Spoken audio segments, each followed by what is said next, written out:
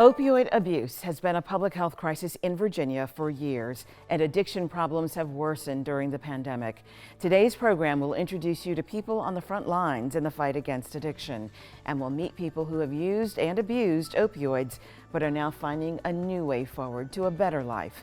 Also, we'll meet a police officer who has chosen to become a champion for those battling addiction. This is VPM News Focal Point. Production funding for VPM News Focal Point is provided by Dominion Energy, dedicated to reliably delivering clean and renewable energy throughout Virginia. Dominion Energy, actions speak louder. The estate of Mrs. Ann Lee Saunders Brown. And by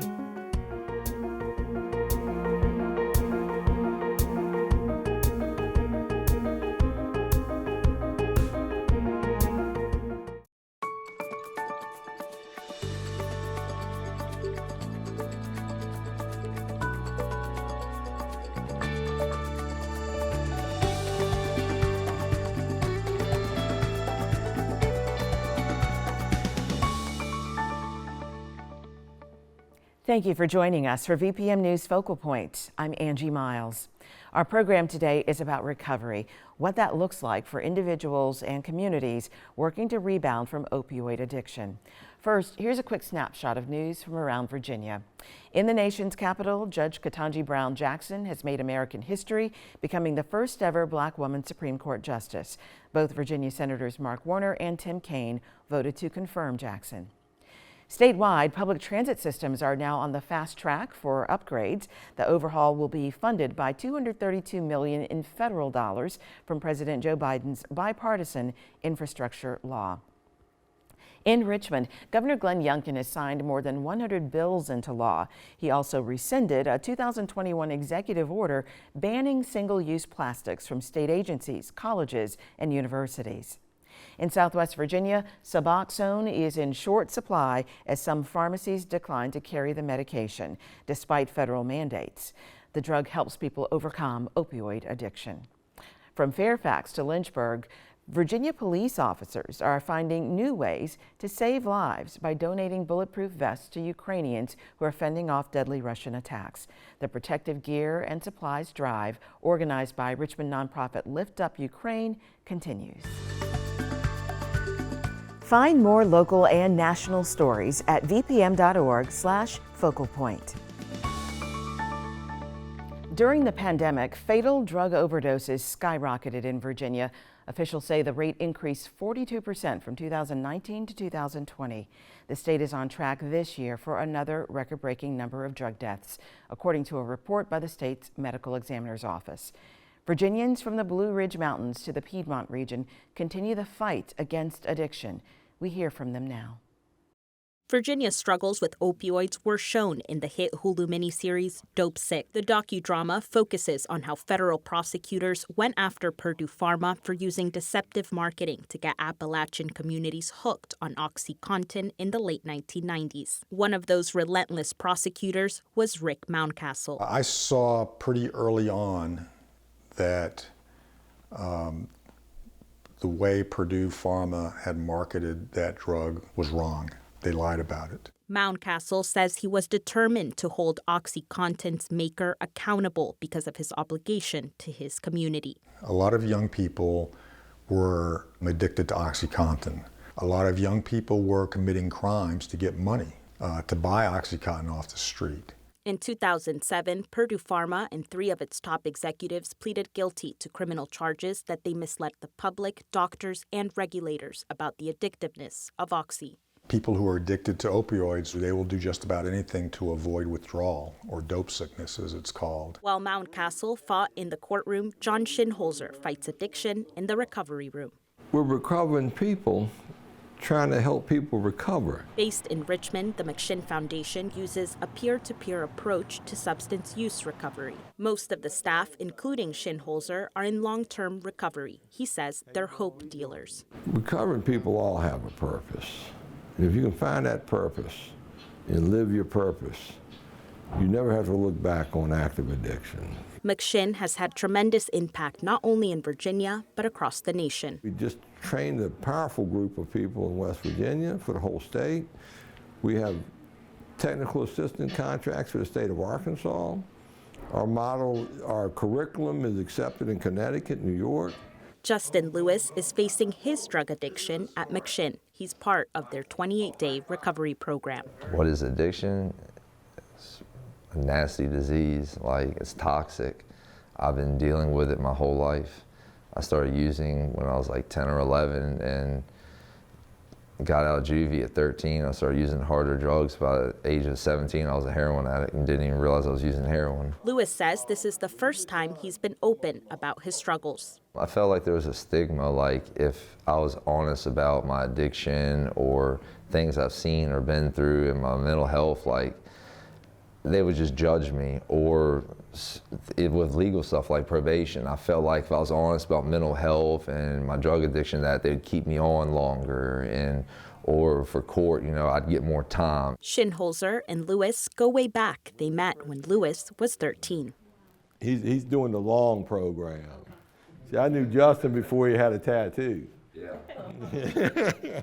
He's always been there for me, and the fact that he's known me this long and he's still willing to offer me a hand and help me is just, he really does care. And people need to realize that addiction affects all walks of life. It doesn't matter what color you are, what your religion is. If you grew up in a poor neighborhood or grew up in $1 million home, it can affect anyone. At the end of the day, we're all people. Lewis wants to become a hope dealer, joining those who came before him in the fight against addiction. I would like to be here or somewhere else helping someone else get clean. Like if I can just keep one person from doing heroin or meth or crack, whatever it is, if I can get one kid or a person to either not use or get clean, then I'd be happy. Reporting for VPM News Focal Point, I'm Kairos Manzanares. Data shows that people who complete the McShin 28-day program have a significantly better chance at sustained recovery over the next 3 years. The foundation hosts a number of events each year, including the Recovery Fest in September, celebrating National Recovery Month.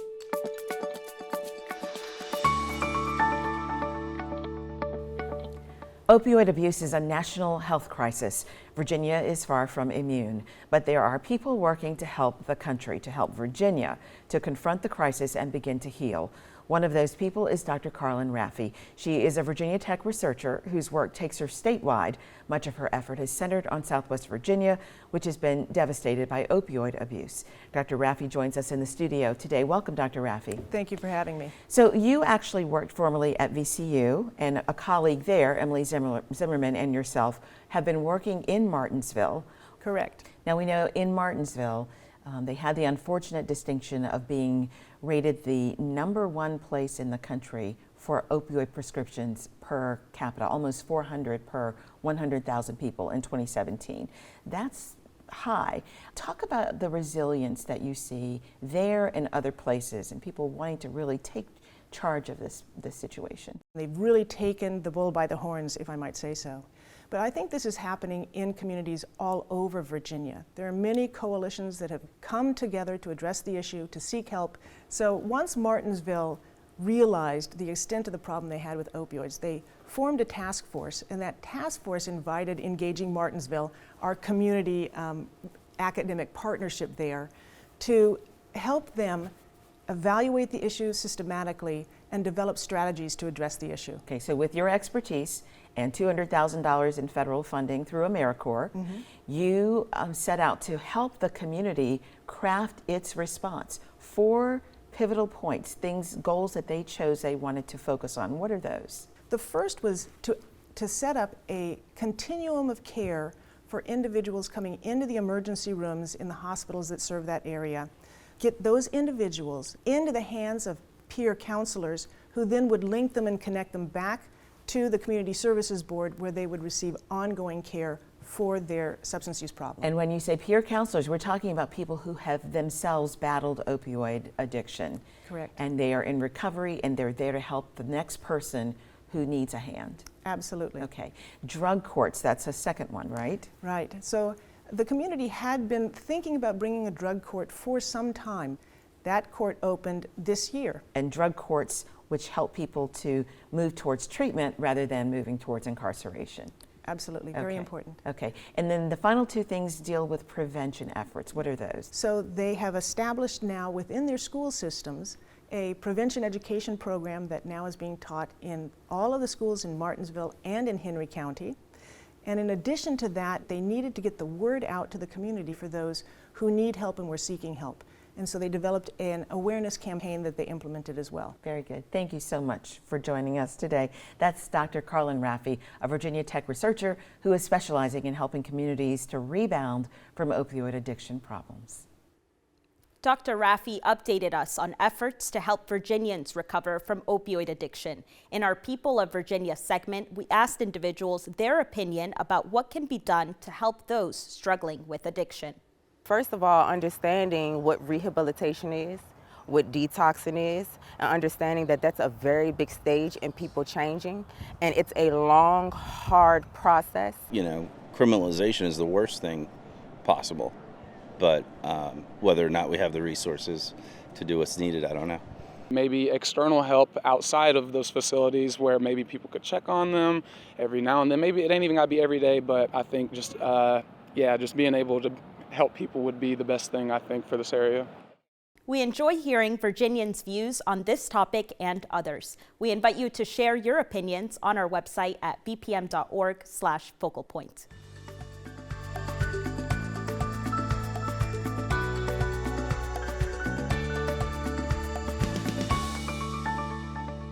Since 2013, drug overdose has been the #1 cause of unnatural death in Virginia, and the problem has worsened each year.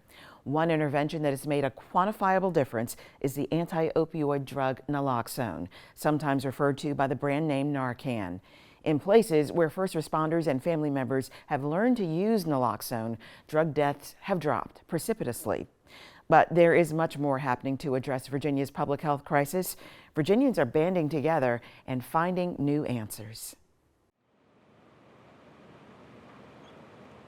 I was prescribed it around 15 or 16 here at a local chiropractor's office.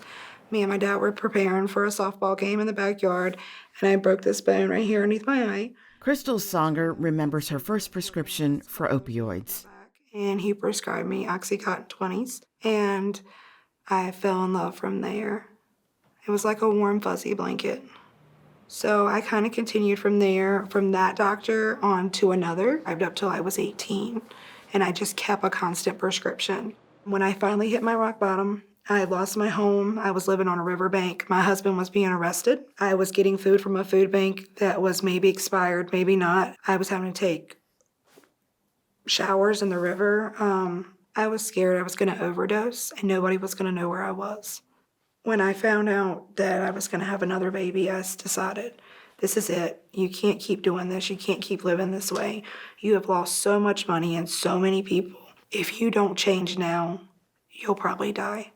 I asked a friend to take me and drop me off at a rehab. The first intervention that is needed is to help someone get through the withdrawal period. So we try to introduce individuals to Suboxone as quickly as possible because at that point they feel absolutely miserable.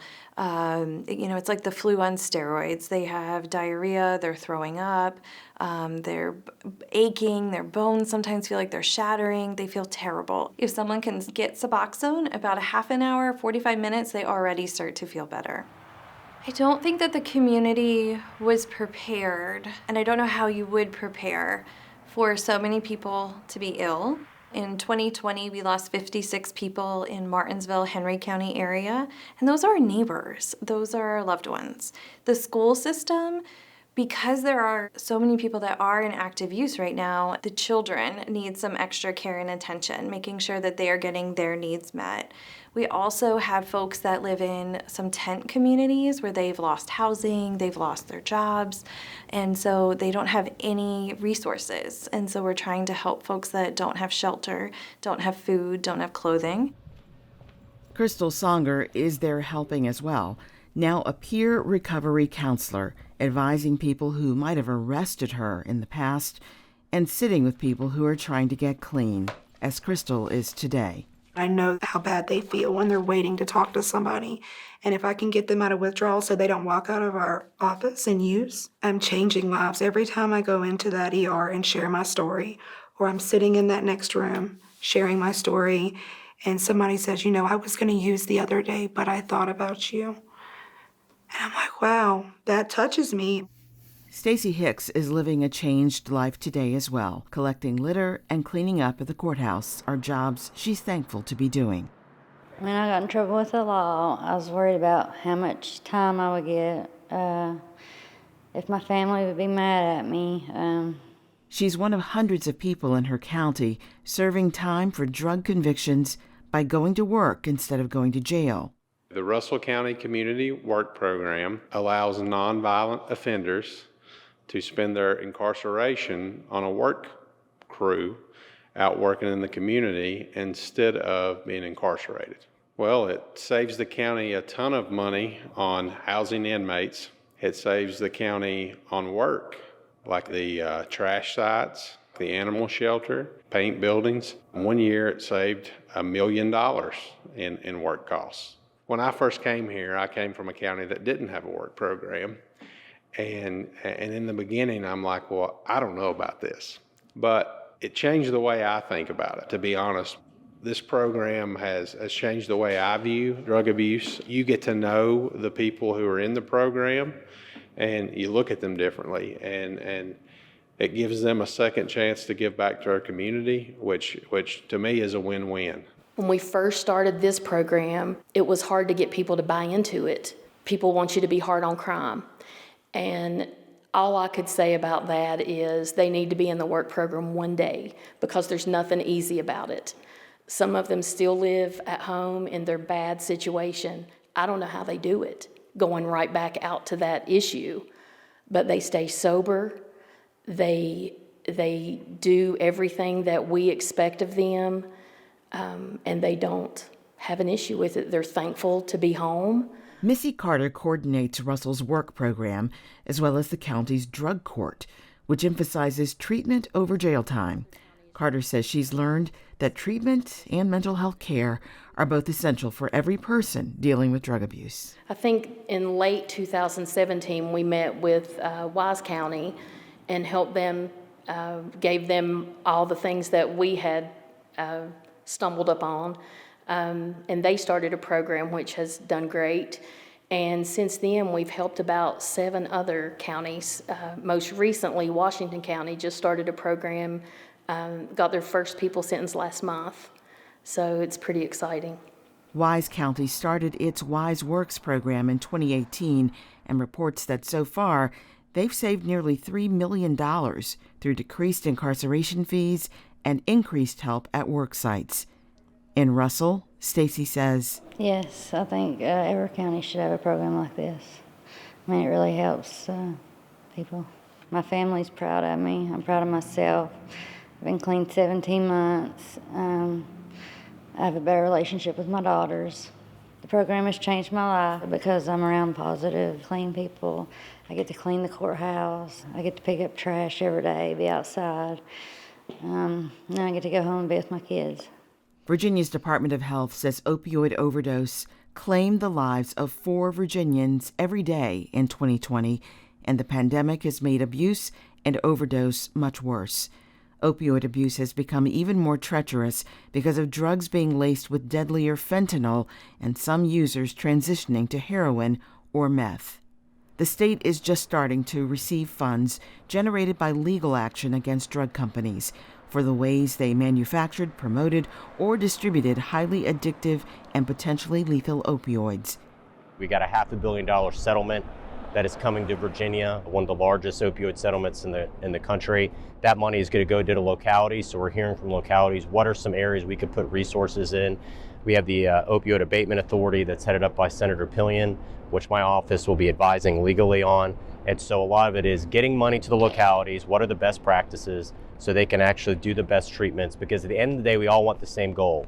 We want people. This abatement fund may total hundreds of millions of dollars for prevention, treatment, and recovery from opioids and the massive collateral damage they've caused throughout the state. At Virginia Tech, researchers are hoping for a scientific way to limit opioid damage in the future. Our vaccine obviously is against the different opioids. Right now we are working on vaccine against the oxycodone. We hope we can extend that to the vaccine against the fentanyl. That's the mostly overused drug on the market right now. We have worked on the similar technology against nicotine. We thought use this approach can help the people they want to stop using the opioids. That will help them to become sober. With innovations from science, law enforcement, and the treatment communities, as well as monetary infusions from government and legal settlements, Virginia communities are working hard to recover and to heal, one family, one person at a time. I would be lying if I didn't tell you I didn't have triggers or if I didn't think about using, but I know that that's not an option for me anymore. I have an amazing life. I have a home, I have 2 vehicles, 3 beautiful kids that live in the home with me, and a relationship with my oldest that I'm trying to gain back one day. I feel like I'm giving back, and all the bad that I put out there in the world will eventually be erased.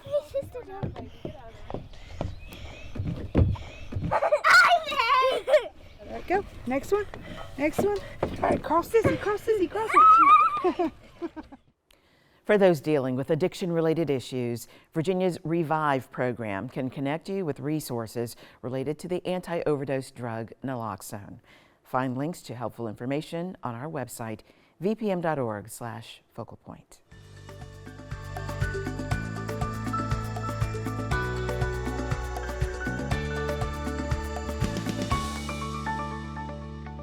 Retired Richmond City Police Captain Mike Zohab spent almost 30 years policing drug dealers and abusers.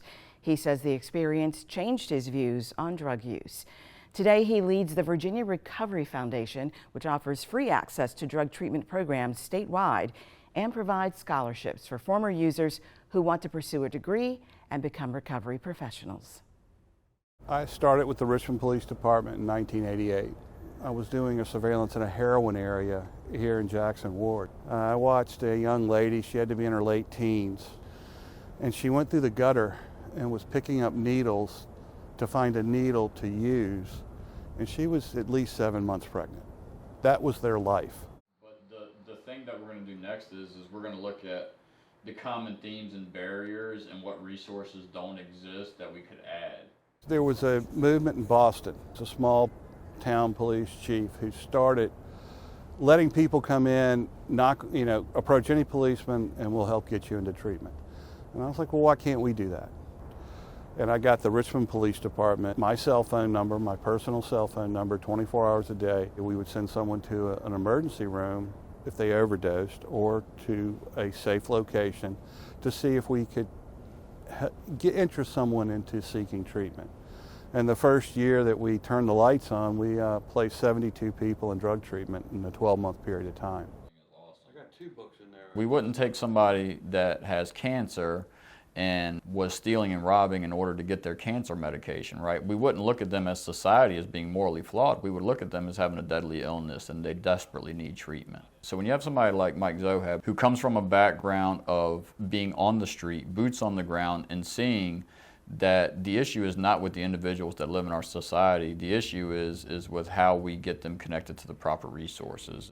I do still help people 7 days a week, 24 hours a day navigate the system, but we wanted to have more of an impact, and that's where the scholarship program evolved. One of the useful parts of recovery is having a counselor or a professional actually provide you psychological or psychiatric advice.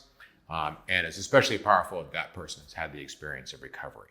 So we like the idea of funding someone's education so they don't have student loan debt when they go out into the workforce and support people in recovery. Most people don't argue with me when I say that college campuses are hostile environments or recovery hostile environments. And one of the things that Virginia Recovery Foundation has supported throughout its time is collegiate recovery, especially when you have a space for people to gather. Then people can kind of come into this space and realize I'm not alone. I'm not the only person here that is struggling with this thing. All of my life experiences gave me a foundation to do this with the state, because I'm coming in with my eyes wide open and my ears open, and I'm asking questions, that why question. And if I hear, well, that's the way we've always done it, I literally roll my eyes, shake my head, and go, you got to be kidding me. I do have an incredible passion for this. I mean, it's tenacious. We appreciate everyone working to help halt the opioid addiction crisis. We welcome your feedback on these and other stories, and we invite you to share your story ideas at vpm.org/focalpoint. Thanks for joining us for this episode, and we look forward to seeing you next time.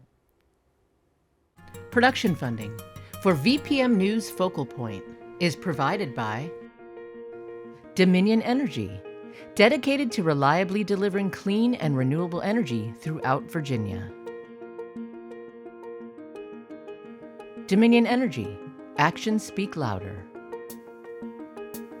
The estate of Mrs. Ann Lee Saunders Brown.